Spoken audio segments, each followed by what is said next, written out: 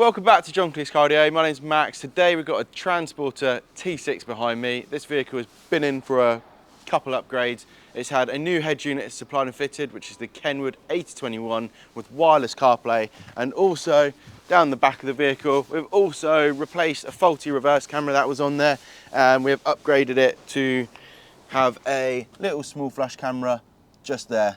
That will just show the customer what's going on behind him in reverse.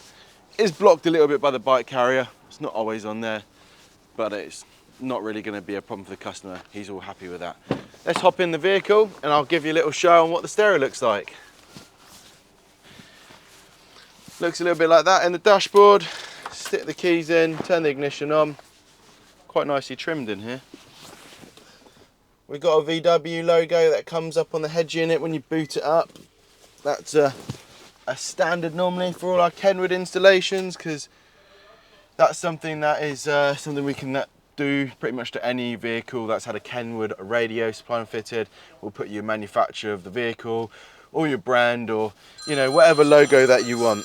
Sorry boss, I didn't mean to call you. Right, so just spinning around to the head unit. Now, sorry boss, don't want to talk to you right now. That was a prank call, I didn't mean to call you a second ago. This is the KENWOOD 8021. As you can see, it's all wirelessly hooked up to my phone in literally a matter of several seconds or so. And this is what the home screen looks like. We install these radios using these flush fit fascias that integrate into these transporters, and it looks really nice and neat. Now, features on the radio, DAB's obviously a feature. That's on the factory radio. We retain the factory aerial to work with the new radio. But it looks a little bit like this, the DAB. Just turn it down so I'm not getting any copyright strikes. Presets just saved on the side here. You've got up to 15 presets, and all of these stations are already saved in by the technician. Click onto that search magnifying glass to search what's else available, and let's just say we want to listen to a bit of history. Select it like so. It's going to start playing. Well, not with the volume off, and you just hold it down and save it to save it in. I'm not going to save it for now, but that's basically how saving it works, just like pretty much most radios out there. Now, going to show you Apple CarPlay, because that is something which is probably the biggest reason people are upgrading to this head unit. The factory units tend to go faulty and have bad touchscreen issues. We can either repair them or replace with something like this, which gives you a 3-year warranty, many years of hassle-free driving. Now, going onto phone, it all looks very much like your iPhone, so feels just at home. Feels like at home when you're just navigating around the system.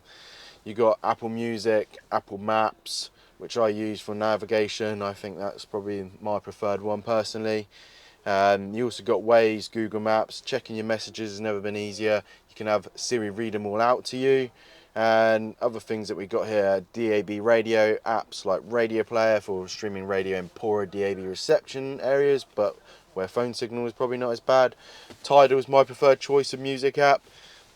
Got everything that I would be listening or using inside there, so plenty of stuff in there to play with. It's nice having Apple CarPlay because you get a bit of album artwork and everything just looks a lot more pretty while you are driving. So that's Apple CarPlay. Other features on this head unit include has a HDMI input, which we haven't rigged up in this instance, but you could have a Fire Stick in your glove box, for example, and then you could watch TV on this head unit. Now, showing you what's going on if we put it in reverse. Just going to start the vehicle, close the door, stick it into reverse. No matter where you are on the stereo, it's going to bring up your reverse camera image so you can see what's going on behind you. That is not too bad of an image, and you can just about see the bottom line of the bumper, so you know how close you are to things. Yes, this is here, but it's not always going to be in the way, and it's not really a problem for the customer. It also has parking sensor information, which will also be displayed on here, so when you're reversing back, we'll get a little image of that car below, and that will bring up with these little orange lines, show you how far you are away from said obstacles behind you.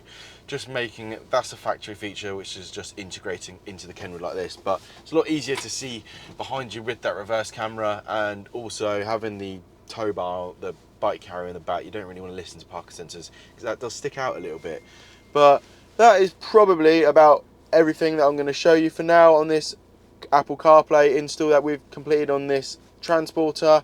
We do all sorts of upgrades to these vehicles, whether it be speaker upgrades, security upgrades, dash camera upgrades, but that's not our own dash camera.